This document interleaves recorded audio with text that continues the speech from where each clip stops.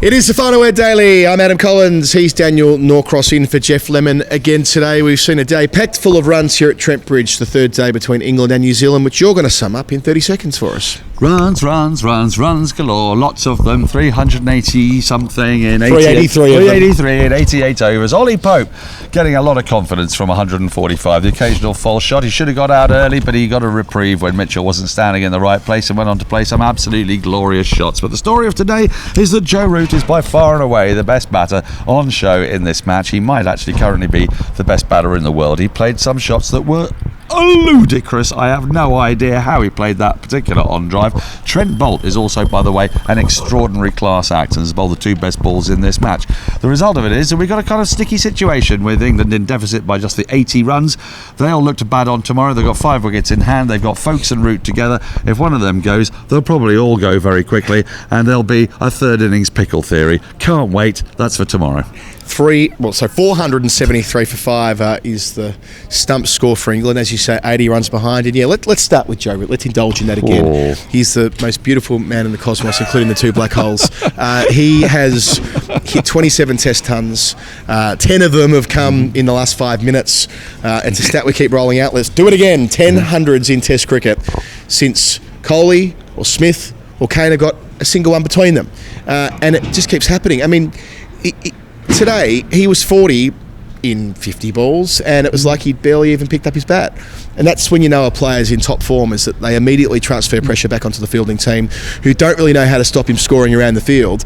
And then he starts taking advantage of some sloppy bowling, and then he's 100. I mean, it's just, I mean, I'm being a bit reductive there, but the point is that he's playing on a different planet right now. He was striking at 80 throughout his innings. He didn't get to 80 by suddenly slogging the last 50 balls. It wasn't like a KP where he'll get 50 off 100 balls and then be on, 100 off 150 and then 200 off 35 more balls. This was the same gear, and it was the 5th gear. And it was batting on another plane. There was an over when Tim Southey is a very, very good bowler. And there was a shot so dismissive, so bizarre. It was the on drive. It took a ball from 6th, 7th stump, because Southey was just pushing him further and further, wider and wider.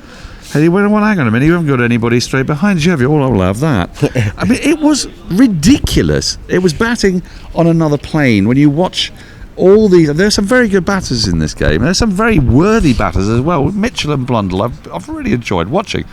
But it's like he approaches the game completely differently. And when you get to elite level, when somebody is so far and away better than the other people at elite level, something strange is going on. And I'm not going to talk about him being liberated. I'm not going to talk psychobabble, because I've no idea how he feels. He might be feeling a bit pained about losing the England captaincy, or he might be feeling liberated. I don't know. Well, my sense I'm not going to is speculate. Yeah, the body language though. I mean, look, he's 163 not out from 200 deliveries. Let's make that clear. Folks on 24 not out. Pope made 145. Lee's made 67. Stokes made 46 from 37. We'll come back to that. Good pitch. The body language when Pope got to 100 was perhaps more instructive than anything else today. Yeah. So the way that he charges down the pitch with his fist in the air, Pope couldn't have seen that. Root was elated. Now, Mike Atherton on Sky made the amusing point that maybe he's just relieved that he won't have to go to number 3 again, because Pope's shown he can do the job. Pope has played a lot of Test cricket now. 4 years of it. A lot of it in England. Only passed 55 times in this country. This is a significant turning point for him, or it could be rather. But it just proves that, yeah, it's a good pitch, but New Zealand are a good attack. He can do it. And Root is taking great joy from that. That's the point I'm trying to make. Drawing great joy from that, because he knows that at last he might play in a successful team. They've got a long, long way to go, but if they're going to be successful, they can't rely on Root and Root alone. I always knew Ollie Pope was a very good player. I've seen most, actually, of his first-class tons. Saw his incredible 260 in Dubai. And Root himself spoke glowingly. I did an interview with Joe Root about Ollie Pope's 100 against Yorkshire at the Oval. Right. And he said he was impossible to bowl to. Yorkshire had a good side out that day. And he said wherever we moved the field, he just found a different gap. Now, Root loves that in a batter. You can tell, because it's the way he bats. So I think he sees a little bit of himself in Pope. But the issue is that, traditionally, a player of those gifts comes into every professional side batting at 6, then 5, then maybe 4. He's been at 4 for England this year. England don't have Jonathan Trott anymore. They don't have a top 3. So he's been thrust into number 3, and so it's a big risk to take your brightest talent, with the possible exception of Harry Brook. We wait to see, but those two are vying for it, aren't they? And you shove him in a really difficult position where, Phil Tufnell said to me something very interesting. He said that Pope is a length player, not a line player. And that's perfectly reasonable. Like, middle order batters tend to be length players, not line players. They seize on that length. Short, go back. Full, whack it.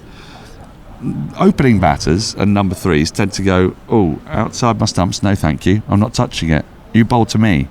And you keep doing that. Now, Pope's still not that. And in his innings, he still was drawn to balls. I'm telling you, to Jeremy now, who was drawn to balls.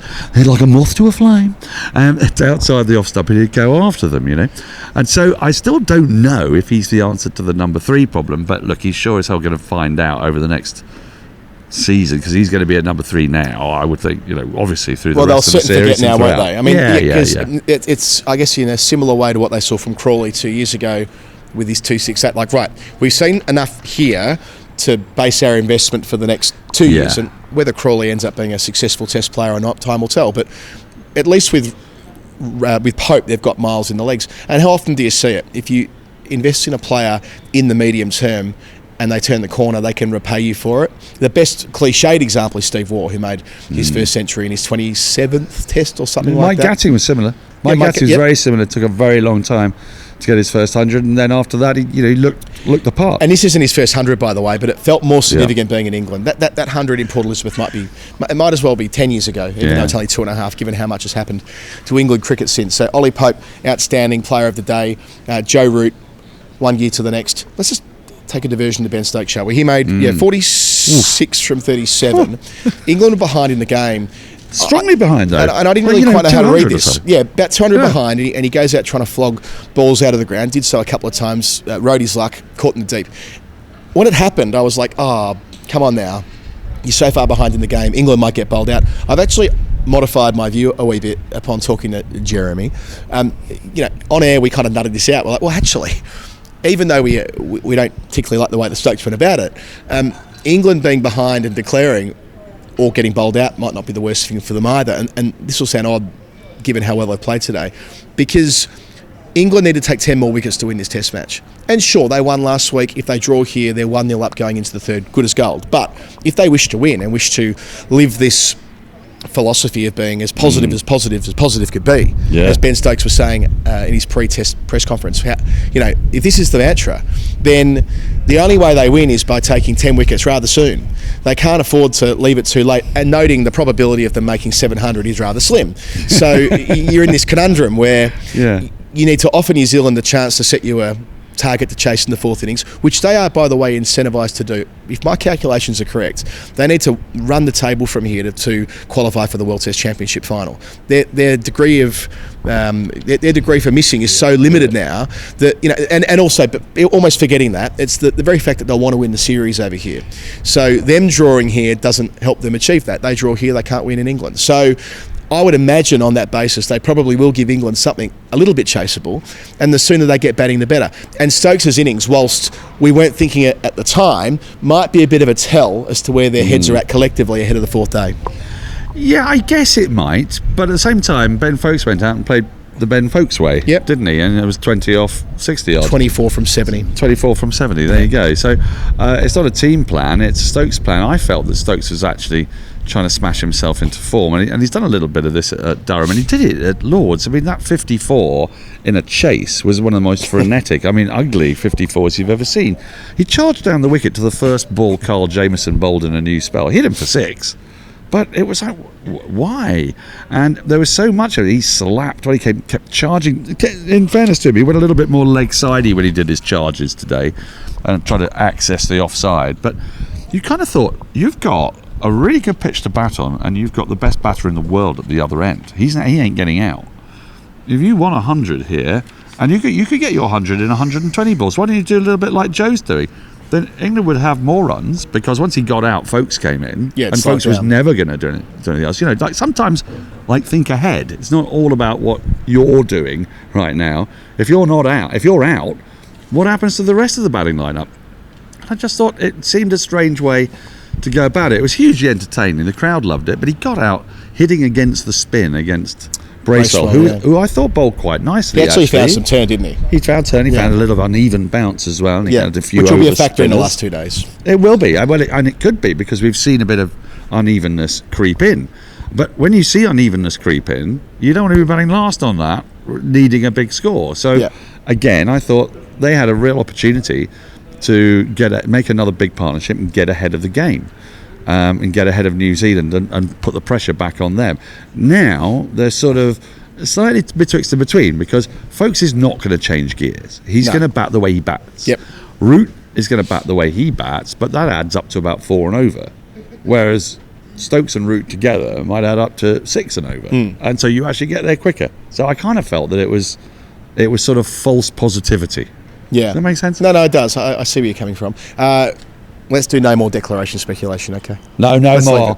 No more deck spec. No. The fact that the pitch is breaking up might help. You know what we should do? We should advance rapidly to the Hall of Fame, which requires us to identify our most final word moment of the day. There are a few for mine. I quite enjoyed the way that Joe Root brought up his 100 with the inside edge, and he ran back towards Ollie Pope with his shrugging his shoulder. With a big smile on his face. I took a photograph of that from down on level 2, which the Barmy Army pinched. I've got no worries with them pinching it. Just pop a little photo credit in there. That lovely look on Root's face, even when I chop a ball back onto my leg stump, or should have done, I'm still bringing up. That was one of his very few full shots, wasn't it? Was nice. Of Daryl Mitchell as well. Just before the new ball. It was the last ball before the new ball. I think it was. And the other Hall of Fame nomination I have is kind of an anti-Hall of Fame thing. You've heard me banging on before around my frustration around fielders wearing protective equipment when they go back.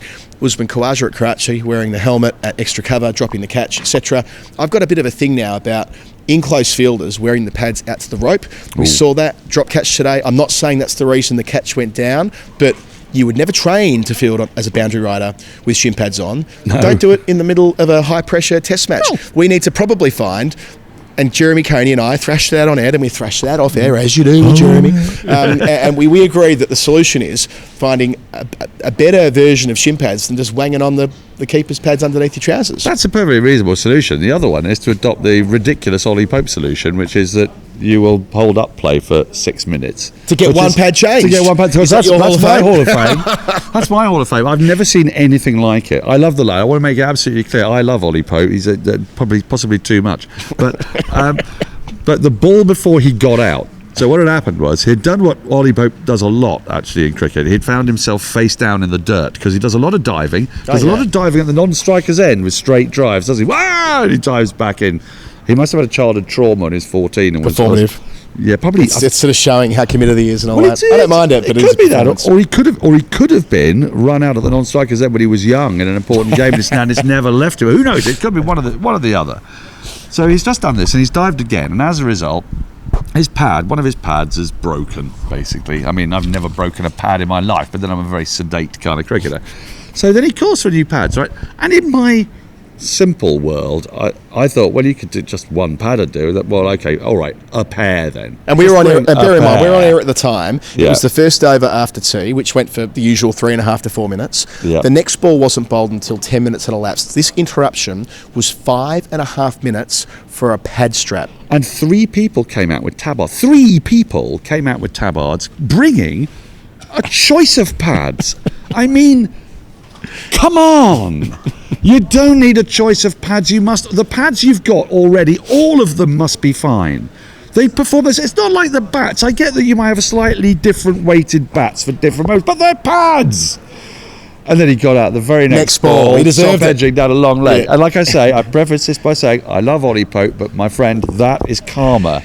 Don't waste 5 minutes of our time choosing being pads. I think that's it for us. This has been the Final Word Daily.